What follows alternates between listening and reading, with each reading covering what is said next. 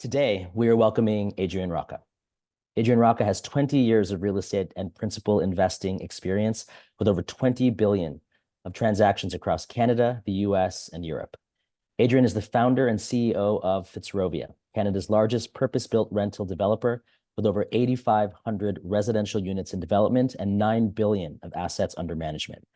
Previously, Adrian served as the head of Tricon Luxury Residences Canada, Tricon Capital's purpose-built apartment platform, and Tricon Lifestyle Communities, a US-focused manufactured housing business.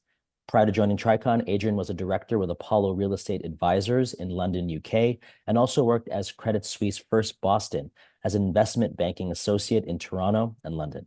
Currently, Adrian serves as a board member for the Michael Garron Hospital Foundation and Toronto Public Library Foundation. Additionally, he serves as the chair of the Hold'em for Life Foundation. Adrian, take it away. Yeah, thank you, Jason, for having me. So Fitzrovia was founded in 2017. We're getting to our 7-year anniversary. We would be Canada's largest purpose-built rental developer. We have 8,500 units, 9.1 billion of assets under management. We work on behalf of large pension plans and public institutions across the country, but principally focused right now on the Greater Toronto Area and Montreal. We are fully vertically integrated. What does that mean? We develop, construct, asset and property manage entirely in-house. We don't rely on any third parties to do that work. Some of our competitors will talk about vertical integration. We're one of the only ones that are truly vertically integrated. We are headquartered in Toronto. We recently opened up an office in Montreal to oversee a value add and core plus strategy, which I'll talk about. We do 3 core strategies right now. We have a 4th that's going to get announced in the next couple of weeks. First strategy is Fitzrovia Collection. That's our developed core business, where we are building market rental principally in the Greater Toronto Area. So the cranes you'll see across the city, that is all within the Fitzrovia Collection banner, where we are doing ground up development. We're holding these assets for a very long time. We talk about a 30-year investment horizon. The next one is the Waverley, which is a student housing strategy on the back of a very successful student housing deal that we did at College and Spadina, so right across from the University of Toronto. That is about 96% occupied by students. It's got some of the highest rents per square foot in the market. We want to put a Waverley in 5 core student housing markets. So that's London, Kitchener, Waterloo, Guelph, Hamilton, and Kingston. And then the second project will commence construction at the end of this year, and that's at the corner of Church and Carleton, 1 block south of Carleton. The third strategy is called the Maddox. Maddox is a vintage strategy where we're buying, 1950s, 60s, mid-1970s product and then repositioning that over time. That will be primarily focused on the GTA, a number of secondary markets outside of the GTA and Montreal. We currently own and manage 3 assets in the Maddox banner.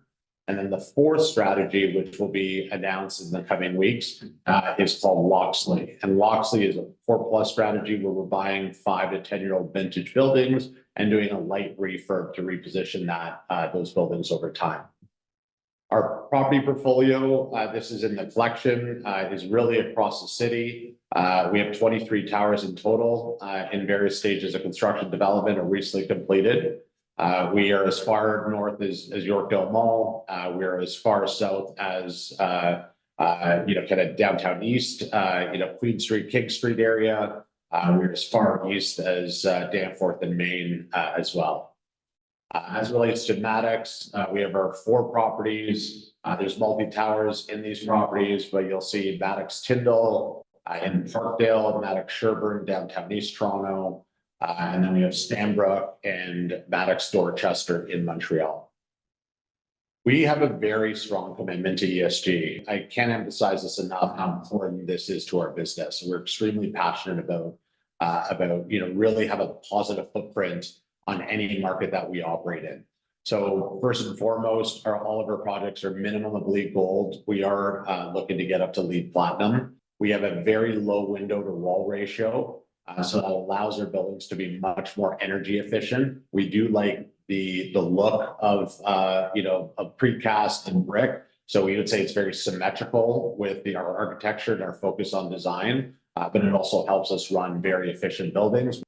We were able to strike a deal where we put Cleveland Clinic virtual centers in all of our residential development projects.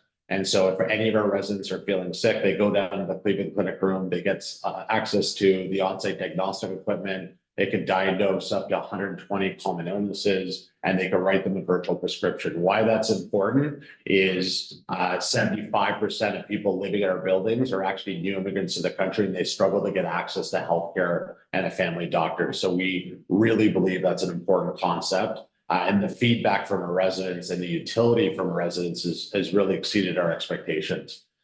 We are going to be rolling out an affordable rental development platform. That will be in the coming, 6 to 12 months. You'll see some further news there. We have buildings that are targeted to young families, and we believe young families are extremely important because they've been generally alienated from the for sale market. And the condo market is just not delivering sizable suites, 2-3 bedroom units where someone could actually raise a family.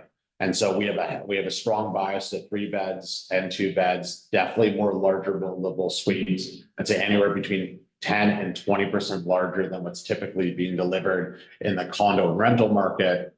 And we really, on the back of that targeted segmented analysis, we had to figure out the on-site school solution. And so we decided to start our own school. It's called the Bloomsbury Academy. It's a private school. It's subsidized tuition just for our residents. And they're in the podiums of every targeted young family building. So the next 5 years, we'll have 6 schools that open up, and we'd be one of the largest private school operators in the city. We are extremely tech forward. We're gonna talk about design next. So we are extremely tech forward. Where we have our own in-house virtual 3D modeling team. Why that's really important, it allows us to move much quicker through the design development phase, drawing coordination phase, allows us to limit extras, allows us to limit site conditions that pop up that could really slow down the development phase. And so that is a real advantage in our business, and that is firmly in our construction group. Leading design. So we talk about our unwavering commitment to quality, right? Any detail is really important. No detail is too small. We have a very high focus on anything that our tenants are touching and feeling have to have a certain level of quality to them.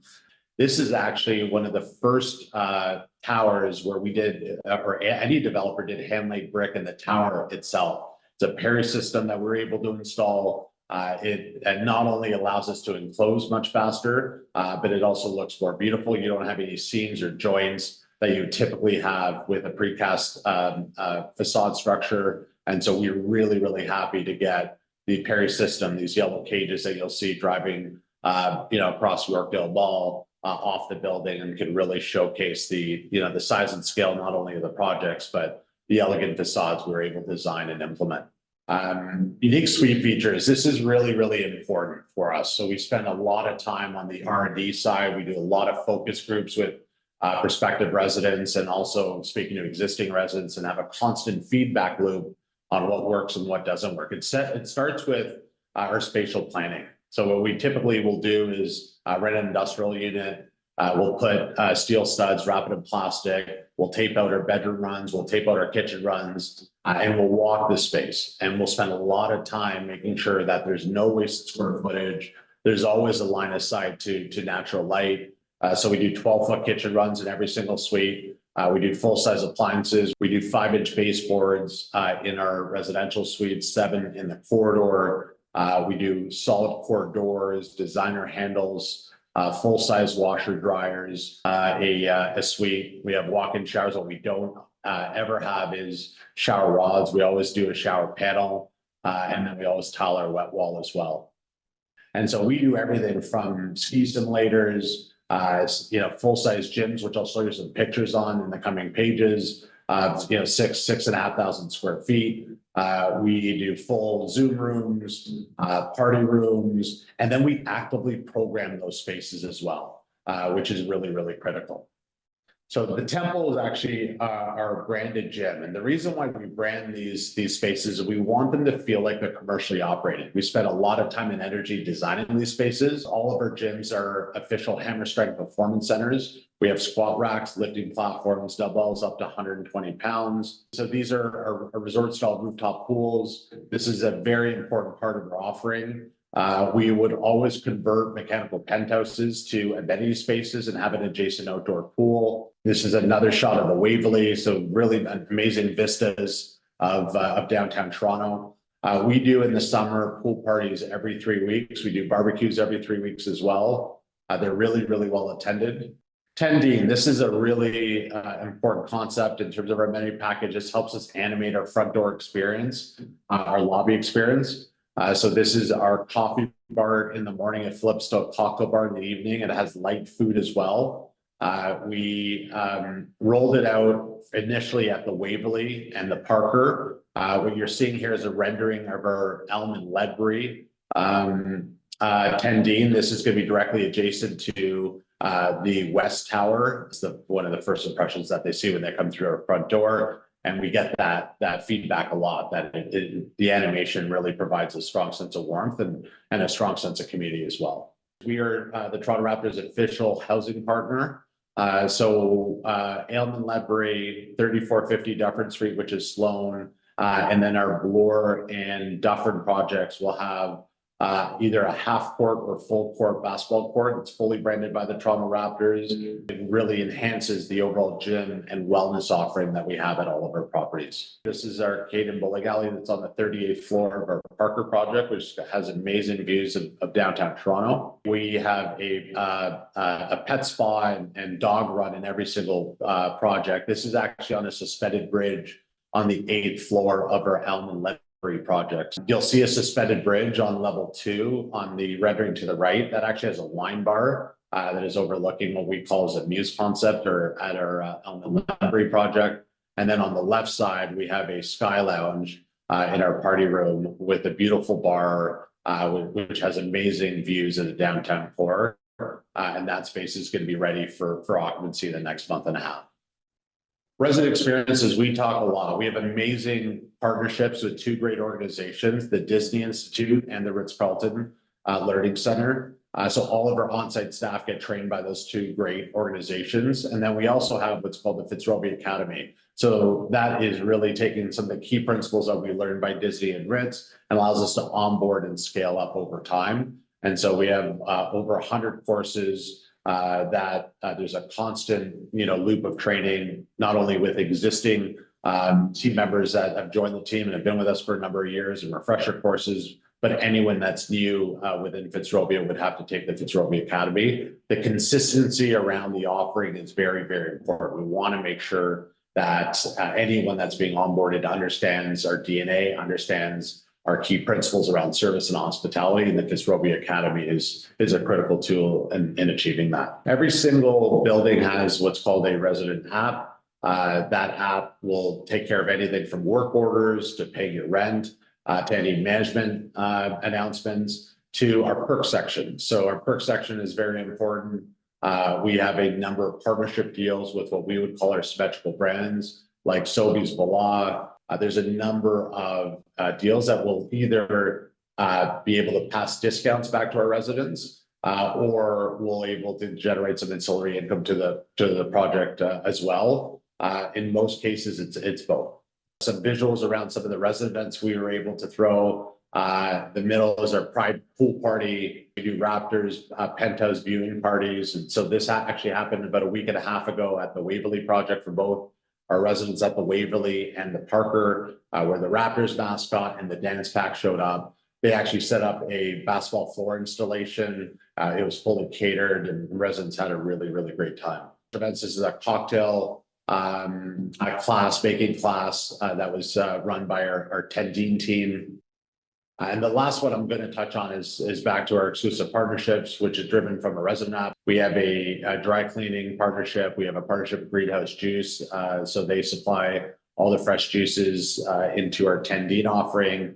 Wow. Okay. Well, Adrian, that was a masterclass in like branding, vertical integration, and then also hearing you talk about things like healthcare access, school and buildings, art for the landscape of the city. I don't hear this very often when I'm interacting with real estate developers. So it's incredible to sort of see the direction that you're going in with the organization. I have some questions, and my first question is, we're still emerging from the pandemic, and I've been spending a lot of time trying to get to know the city again, which has been really important. It's changed so much over the last few years. I've been seeing with Fitzrovia this concept of third places. So, what are third places, and why are they important when living in a city like Toronto? Yeah, so third places are an important part of our offering. So I did touch on that throughout the presentation. It's basically spaces that don't pertain to your work or your immediate residency, i.e. The suite or house that you live in. So these are common spaces like our pool, like our gym, like our party rooms, like our lobby. And why they're really important to creating a strong sense of community is it's a gathering space. And I think people are naturally social. Now that's going to bend across the spectrum. But people want a strong sense of belonging and they want to interact with people. We're firm believers in that. And so we want to create an environment with beautiful spaces that are actively programmed, which create a landscape that people want to be at. And we think over time, that'll create a stronger brand identity and a stronger connection to our brand, where we're, the go-to for a new immigrant that's coming to Canada, that's looking for a better life, and needs and wants to be friends and Canadians where they can interact with and create really strong friendships. And so we invest really heavily in the design of those spaces and then ultimately how we program them. So, I mean, a big part of my living in a residential building was actually not interacting with my neighbors. And as the city gets more dense and as it gets more vertical, it seems like the city is also becoming a lonelier place. So you're actively trying to build communities within your developments. And like, going back to this idea, you have schools, you have healthcare access, all of these incredible things, but the starting point of that is just getting people to even engage and participate in the first place. How do you do that? How do you get people to take that first action and get engaged in a development that you're creating? Yeah, so it really starts with how we market the buildings and the lifestyle that we are actively trying to portray and pitch, right? Because it's very important. I want people to want to come to a Fitzrovia building to be part of something really special, part of a broader social community. And so that's where it starts. And then as we get a resident moving into our building, programming those spaces, really investing heavily in, the 1 or 2 resident events we have every week. We have a full-time resident manager, lifestyle manager, that plans all these events. And so we really invest heavily in creating that environment where people want to come to and either learn a new skill or just relax and hang out and catch up with some other neighbors in the building. And so we'll do things like speed dating on Valentine's Day. We will do Wow. we'll do cooking classes with local restaurants. We will do, big karaoke nights. We will, do events at the Blue Jays game, where we'll rent out, the WestJet Sky Deck and host them all. So we want to create lots of different events, either in our building or outside of the building, where these relationships get forged. And if those relationships do get forged, we think over time that's going to continue to create a much stronger brand presence and a much stronger connection to our overall brand.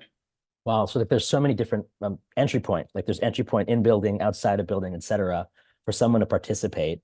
But I have a question about like when I started, so obviously I went to school in Montreal, I moved back to Toronto. When I started living in a high-rise residential tower, I started living in a building like that, and then I got married, and then I had a son, and now I live in a house. And there are times when I'm shoveling the driveway where I'm like, oh man, I wish I had that convenience back. But then there's that assumption that you can't grow into a high rise. And it sounds like you are really supporting families and there's a big commitment to families in the city. Is that a good strategy? Like, why did you do that? And why is that a good thing for the business overall? Yeah, look, I'm going to start with what is the right thing to do. And I think the right thing to do is cater to people that are currently important parts of our urban fabric of our city that are not being looked after. I'd say the for sale market is unattainable for many people. and the type of high-rise product that's been developed for a long time does not cater itself to young families. And so, we wanted to pivot directly away from that. It's also a segment of the market that does have high disposable income. But more importantly, we wanted to pivot away from where most other high-rise product or our competitors were being delivered to, and have a lot of 2-3 bedroom units that were more larger, more livable suite configuration. So that was really the starting point. I'd say we're probably giving up rental tone by doing that. What does that mean? That typically in your larger suites, you have lower rents per square foot, but it's about legacy. It's about, being positive contributors to the city. And we think this is part of our overall ESG strategies, going after young families in this manner. Well, I mean, so you touched upon just the inaccessibility of the housing market. So, I mean, if you're on social media right now, all you're seeing is that the housing market is going to collapse and that we're in huge amounts of trouble. But that's social media. You're on the front lines. You're building housing in this city. So tell us, what's actually going on when it comes to housing in Toronto? Are you optimistic? Look, there's a lot of headwinds in the industry right now. We're definitely mindful around managing and mitigating the risk that is out there. It is not easy to develop for sale condos or rental. We're only in the rental business. We don't do any for sale housing. The land is starting to come off, but we're still seeing elevated hard costs, and financing and the interest rate environment has really, really impacted our business in a negative way. We continue to work with all 3 levels of government around engagement on, how collectively, as a group, as an industry with the government, can we unlock more supply? This is a supply driven issue right now. That's really where the conversation should be centered. And so we are, hopeful that we're going to get some additional help by the government. But in the meantime, new starts have really slowed down over the last 2 years, and that's not a good thing for Toronto. That's not a good thing for immigrants moving here for a better life. And that's not a good thing for overall affordability. So we are keenly looking to do, a lot more vis-a-vis our existing pipeline, but we definitely need some help lockstep with the government, and we'd love to see interest rates. I think the average consumer would love to see interest rates settle down as well over time. So, I mean, you touched upon new immigrants coming into the city. The city is growing. One of the big issues we're going to be doing in McLean's coming up is going to be about immigration. Immigration has become this really kind of big issue, kind of like a lightning rod kind of issue. The mega narrative in the country right now seems to be affordability. So how can we make housing and living in this city more affordable? It's really centered around supply. We have to get more supply into the market. And so my biggest worry over the last 2 years is we had a 65% drop in new supply if I look at 2021 as a benchmark, and then last year a 35% drop in new supply versus 2021 numbers. That will compound and be increasingly a big issue as we move forward over the next 2 to 3 years. When new construction starts, there's really a 3 to 4 year development cycle to actually deliver those projects or deliver those units so they can actually be occupied. So this will continue to compound. We need to get immediate supply into the market. It's all about supply demand fundamentals and nothing more to that. And so you have an active industry group that's typically backed by large pension plans that are willing to invest in their backyard in Canada, but they need an economic environment where it's feasible. And the government needs to continue to work with the private sector. Like I said, they've done a good job to date engaging, but we need more help to make sure that, we're creating an environment where it's economically feasible to develop. I mean, even in your presentation, you were talking about speed. You're faster. It seems like you're faster than other developers in getting housing into the market. You don't assume the government is being fast at anything. So in terms of just ways that they can improve their relationship with private sector, is there anything that you could sort of recommend or you'd like to see especially as they sort of enter this budget? Like they're going to be announcing some stuff. Like, is there anything you'd like to see from the government moving forward to make things easier? Yeah, there's a couple of concepts we are asking for. One was an HST waiver on existing construction projects. So there's an HST waiver on anything that was going to be built after last September. But the reality is there's a number of projects which are in significant financial difficulty that are currently under construction by the same partners that we need to continue to invest and deploy capital into the sector. Now, the condition of that waiver would be anyone taking that waiver would have to start a new rental project in the next year and a half to 2 years. So that would basically double the current supply that's currently under construction, which would really unlock a lot of new supply and over time help with the rent affordability issue and temper rents. So that'd be one. Two is we are asking for a property tax abatement from the city of Toronto, where it's a 20-year property tax abatement. This is a very effective strategy that has worked really well in the US, especially along the Sun Belt. Every time they were supply constrained and needed to encourage developers to develop more rental, they would do a 20-year tax abatement. And the reason why that's really important, without getting into the nuances around corporate finance, is for every dollar that gets waived by the city around your income stream or net operating income, it's got a 30 times multiplier in terms of end valuation, right? So it's a really effective tool to drive margin to accommodate the very risky development risks that we all take on as developers. So those would be the two immediate. Development charge rebates for all rental would also be a big factor. Basically, we need to drop the cost to construct, the overall development cost of any project, because right now the margins to support new development are not there, and it's very, very difficult to underwrite new projects for construction. Wow. So, I mean, it sounds like like the incentives to get into the business you described are really, really tough, but you do it, you're doing it. So why are you in this space? And you talk about this larger contribution to the city. Why do you do what you do? So why, the question is, why are we continuing to invest in the sector, Jason? Yes. Yeah, the reality is we've actually slowed down. There's a number of projects we have that are currently stalled where we don't have vertical approval. And so that is where we're working hand in hand with all three levels of government to unlock that potential. But we could build, because of our vertical integration, a little cheaper than our competitors. We are generally known to be, faster than most of our competitors in the market. And so if we can't make it work, no one will be able to make it work. It's very, very difficult. Wow.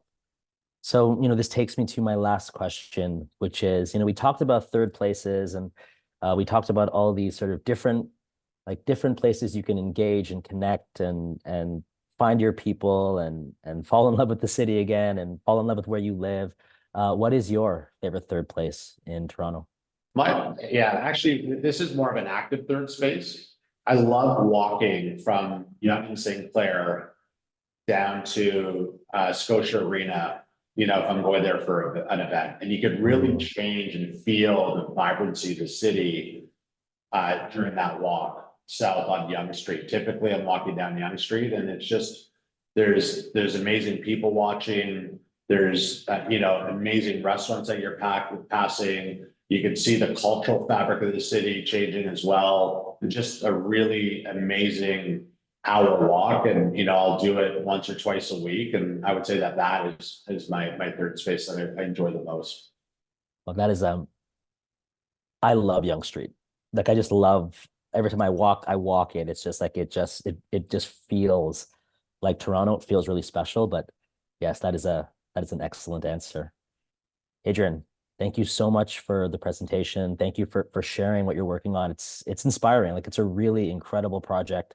There's some great developments all across the city. Thank you for everything that you do. My pleasure. Thanks for having me, Jason. It's amazing.